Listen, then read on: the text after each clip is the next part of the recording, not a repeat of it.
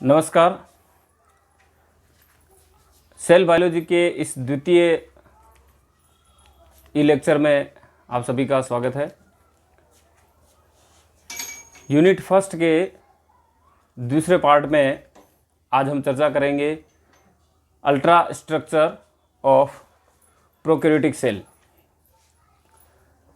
तो सबसे पहले हम ये देखेंगे कि प्रोकैरियोटिक कोशिका जो होती है उसमें उस कोशिका की संरचना कैसी होती है और यूकेरियोटिक कोशिका में जो मुख्य भाग होते हैं, अंतर होते हैं, उसके बारे में चर्चा हम अगले पार्ट में करेंगे। लेकिन प्रोकैरियोटिक कोशिका की संरचना और उससे पहले हम कोशिका के क्लासिफिकेशन के बारे में भी चर्चा करेंगे और अंत में हम उनके मुख्य जो प्रश्न है, जो महत्वपूर्ण प्रश्न है, उस पर हम चर्चा करेंगे।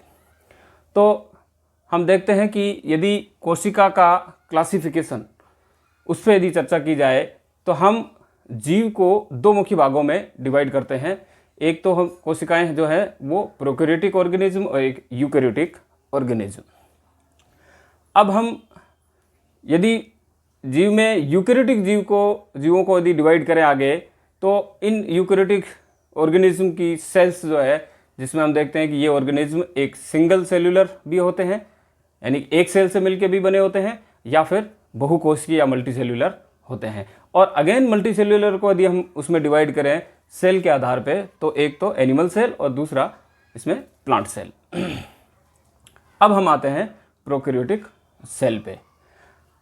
हम जानते हैं कि जितने भी प्रोकैरियोटिक ऑर्गेनिज्म हैं उनको 5 किंगडम सिस्टम में मोनेरा में रखा गया है। और ये प्रोकैरियोटिक जीव, जिसमें जीवाणु भी आते हैं और इसमें साइनोबैक्टीरियल सेल भी आती है, जिसे हम ब्लू ग्रीन शैवाल कहते हैं। तो अब हम ये देखें कि प्रोकैरियोटिक ऑर्गेनिज्म जो है उनकी सेल जो होती है वो कैसी होती है। ये यूनिसेलुलर भी होते हैं और मोर देन वन सेल्स भी मिलकर के कॉलोनियल फॉर्म में भी होते हैं। तो ऐसे सेल जो होती है ये बहुत ही सिंपल होती है, एक कोशिकीय जीव होते हैं ये।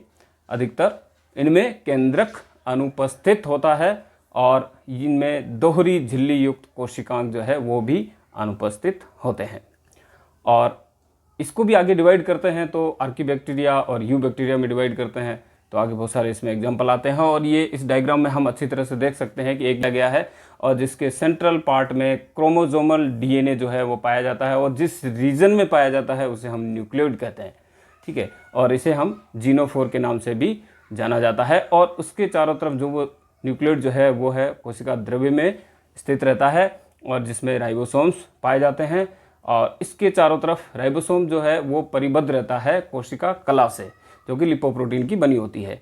उसके बाहर की तरफ, कोशिका कला से बाहर की तरफ सेल वॉल पाई जाती है और सेल वॉल के बाहर की तरफ संपुटिका या कैप्सूल रहता है और इसमें पाइली भी पाए जाते हैं और दूसरा कसाब।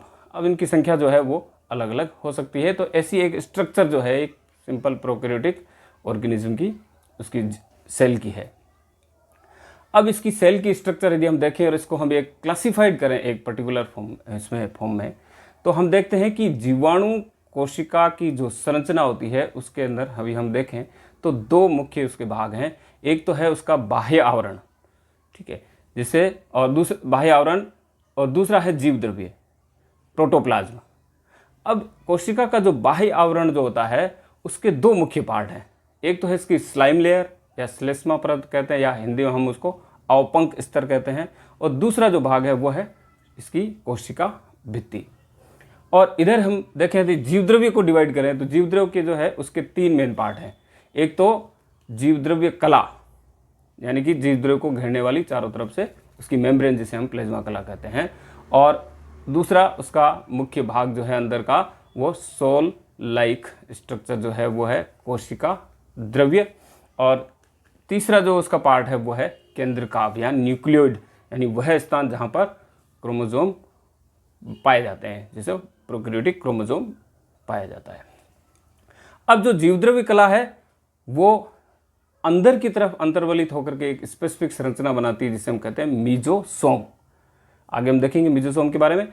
और कोशिका द्रव्य जो है इसमें राइबोसोम्स पाए जाते हैं और 70S टाइप के होते हैं।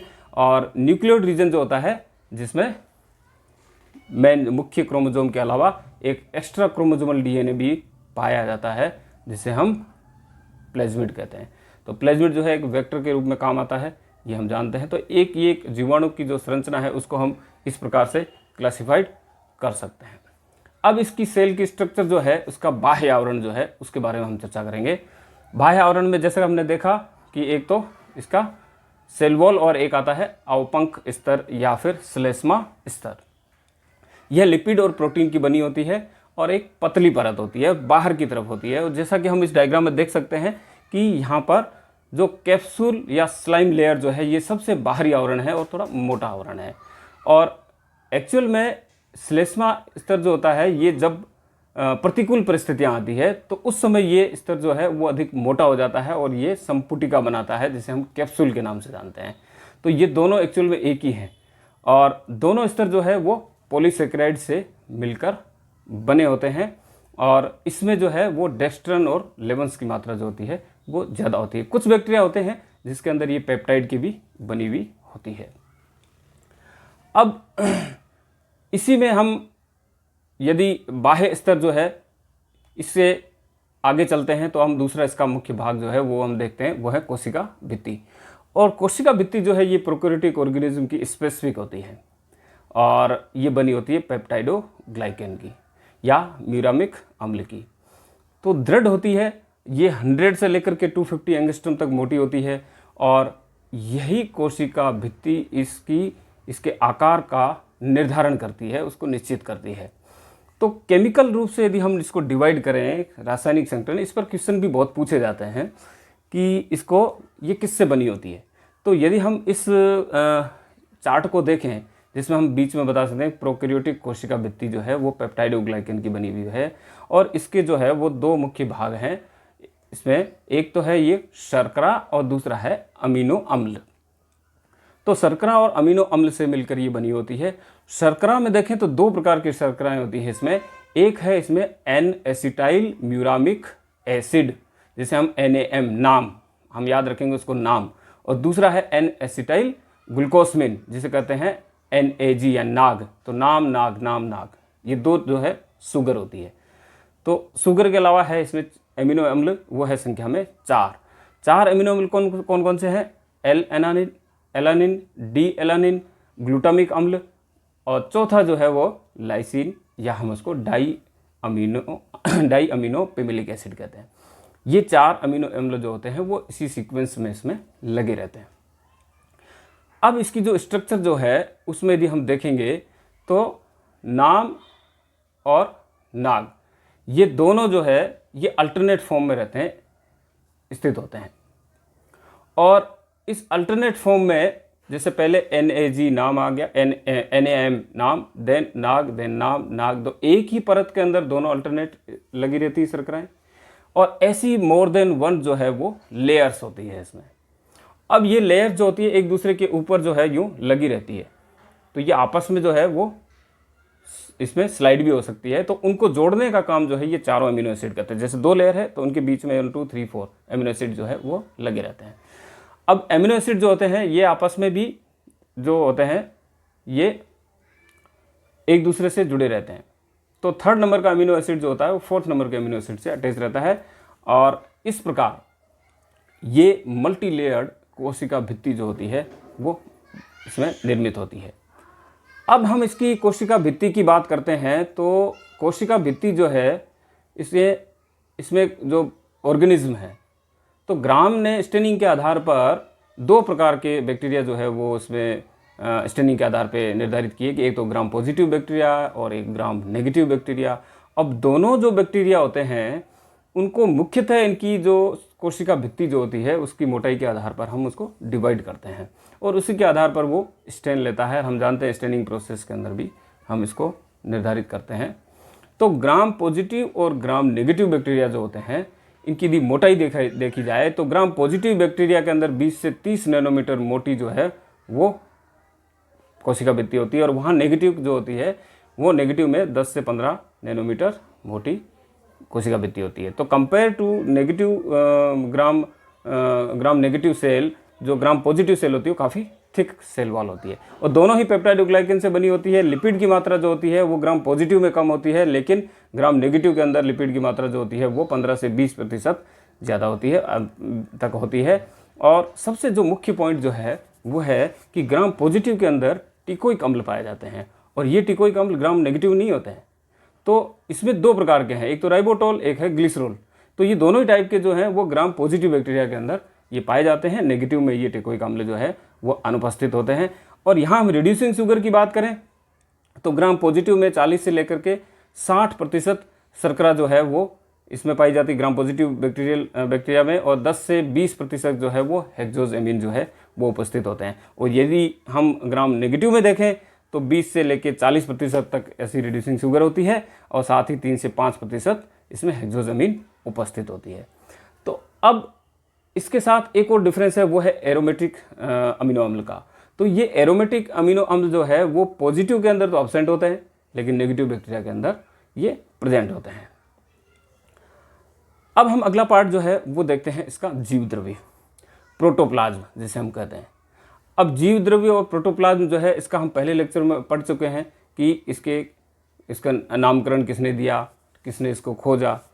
अब ये जीव द्रव्य जो है वो जो कोशिका की झिल्ली जो होती है उससे आवृत होता है, तो कोशिका झिल्ली प्लस कोशिका द्रव्य जो है वो जीव द्रव्य कहलाता है, ये हम जानते हैं।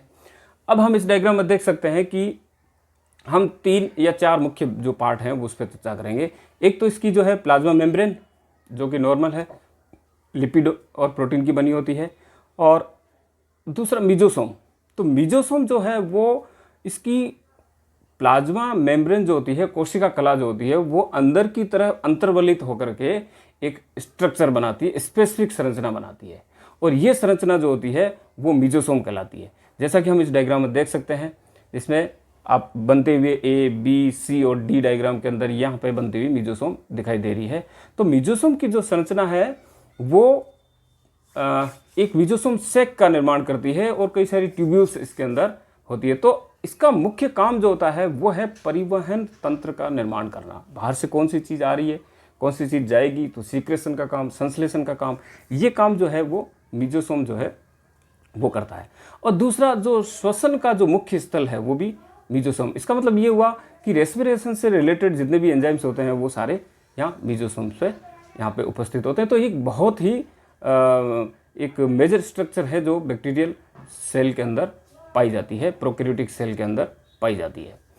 अब मीजोसोम जो है वो अंदर की तरफ ऐसा नहीं है कि हर जगह उपस्थित होती है, वो एक पर्टिकुलर जगह पर मोर देन वन भी उपस्थित हो सकती है। अब हम देखते हैं कोशिका द्रव्य में। तो कोशिका द्रव्य जो होता है जिसमें हम देखते हैं कि न्यूक्लियस भी होता है और अंदर स्थित होता है, राइबोसोम्स भी इसके अंदर पाए जाते हैं। तो यह जो है एक कार्बनिक और अकार्बनिक पदार्थों का मिला हुआ एक जटिल जो है वो जेल लाइक स्ट्रक्चर होती है। और इस कोशिका द्रव्य के अंदर न्यूक्लियर मटेरियल भी पाया जाता है और प्लेज्मिड भी होते हैं। तो प्लेज्मिड जो है वो एक एक्स्ट्रा क्रोमोसोमल स्ट्रक्चर होती है जो कि ऑटोनोमस सेमी ऑटोनोमस बॉडी के रूप में काम करती है। साथ ही ribosome prokaryotic ribosome 70S type के होते हैं। और जैसा कि हम इसमें जानते हैं कि 70S जो होते हैं जिसमें बड़ी यूनिट जो होती है वो 50S होती है और 30 यूनिट जो की है वो एक स्मॉल यूनिट होती है वो 30S होती है। तो दोनों जो है वो मिला करके 70S टाइप के राइबोसोम कहलाते हैं। तो राइबोसोम का कार्य हम जानते हैं कि ये जो है वो उस मैसेंजर आरएनए के ऊपर अटैच होकर प्रोटीन सिंथेसिस का कार्य करते हैं। एक चीज़ हम यहाँ और बता दें कि यूकैरियोटिक जो कोशिका होती है उसमें न्यूक्लियस पाया जाता है। तो डीएनए न्यूक्लियर मेम्ब्रेन के अंदर होती है, न्यूक्लियर आवरण जो होता है उसके अंदर डीएनए होता है। तो जब वहाँ डीएनए से आरएनए बनता है ट्रांसक्रिप्शन के द्वारा, तो वही आरएनए जो होता है वो मूव करके न्यूक्लियर छिद्र से होता हुआ वो कोशिका द्रव्य में आता है। और कोशिका द्रव्य में राइबोसोम होते हैं जो कि वहाँ जुड़ करके ट्रांसलेशन का काम करते हैं, यानी प्रोटीन बनाने का काम करते हैं। लेकिन यहाँ पे यदि हम देखें तो ऐसा कोई न्यूक्लियर आवरण तो है नहीं।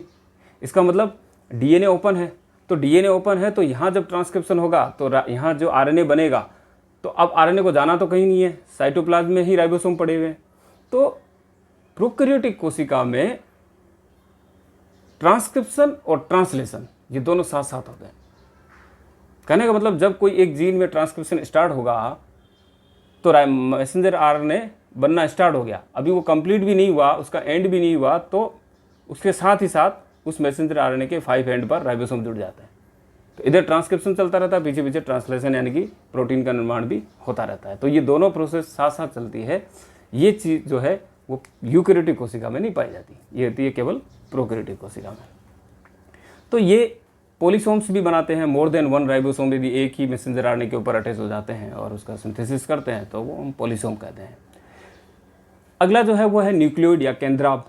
न्यूक्लियोइड हमने पहले डिस्कस किया था कि एक ओपन क्रोमोसोमल जो डीएनए या पार्ट जो है वो साइटोप्लाज्म में पड़ा रहता है, वो जिस एरिया में रहता है वो हम न्यूक्लियोइड कहते हैं। इसको जीनोफोर के नाम से भी जानते हैं।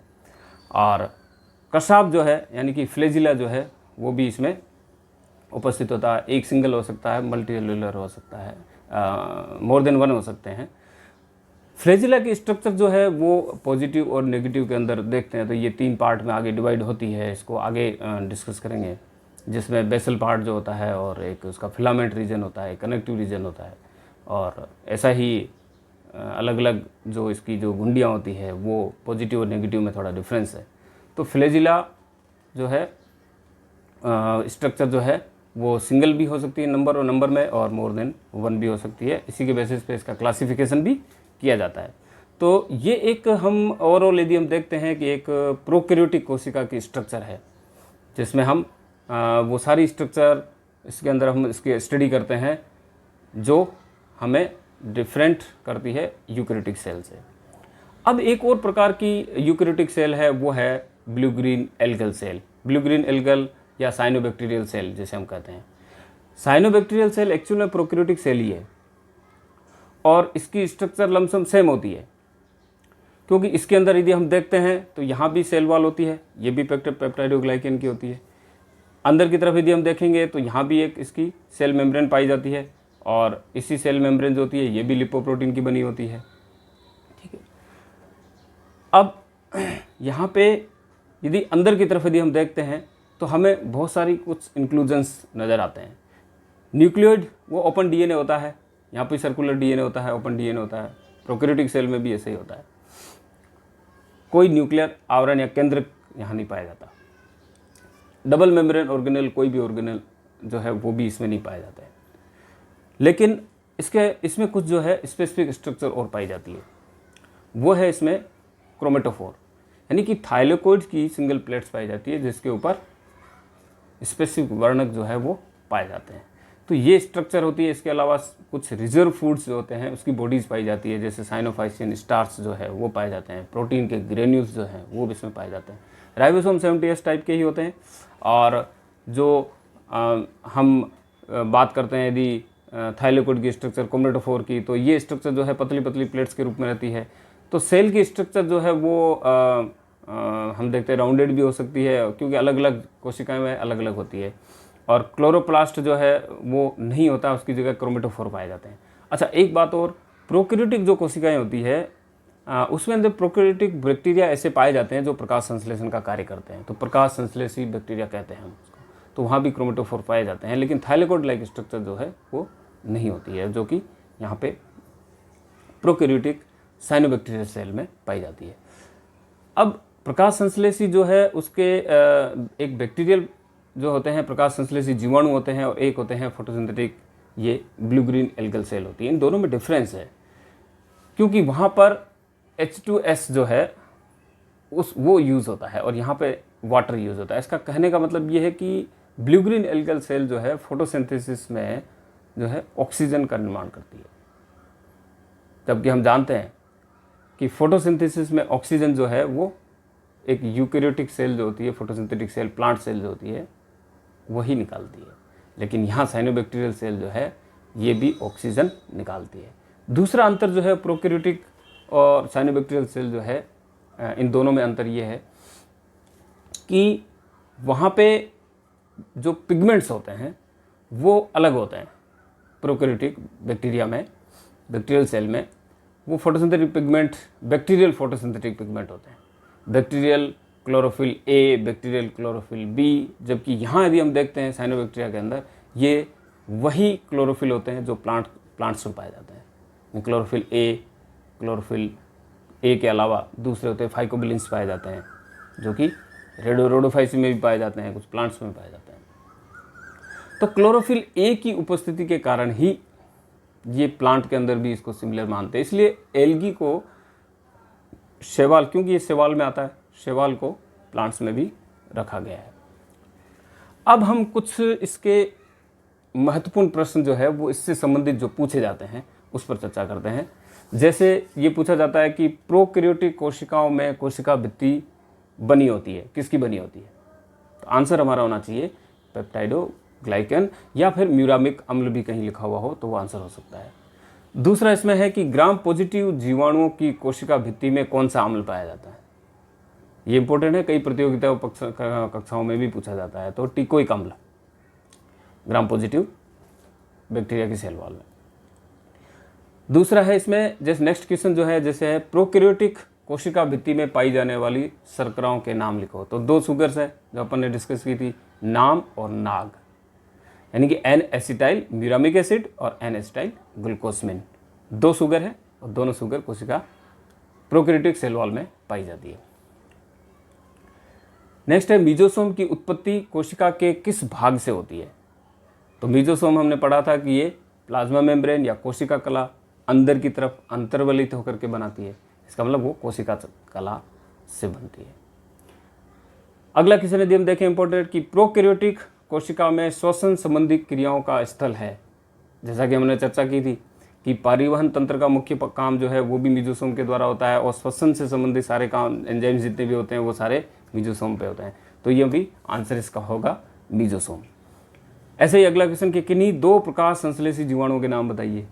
तो ये एग्जाम्पल है जैसे रोडोस्पिरिलम, क्रोमेसिया, और भी यदि हम देखें तो इसमें क्लोरोबियम, ये भी जो है बैक्टीरिया जो है फोटोसिंथेटिक बैक्टीरिया होते हैं ये सारे।